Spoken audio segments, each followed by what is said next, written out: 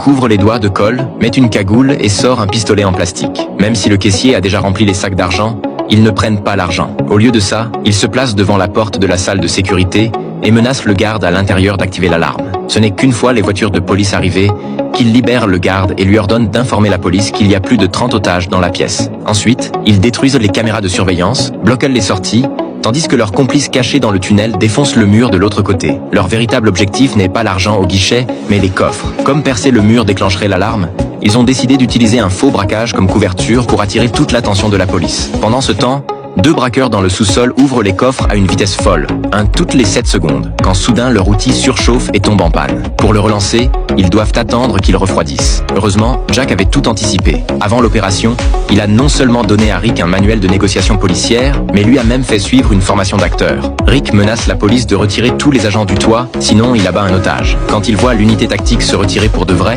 il prend confiance et exige que le négociateur s'avance pour qu'il puisse le voir. Dès qu'il le voit sortir, Rick est satisfait et lui demande quand le procureur arrivera. En apprenant que le procureur est encore en route, Rick dit qu'il ne leur laisse qu'1 heure. Le temps passe et Rick commence à perdre patience. Il rappelle la police et demande encore quand le procureur arrive. Le négociateur en profite pour gagner du temps et lui suggère de libérer un otage pour instaurer la confiance. Rick trouve ça raisonnable et libère un otage. Le négociateur s'approche du jeune homme libéré et lui pose plein de questions sur les braqueurs.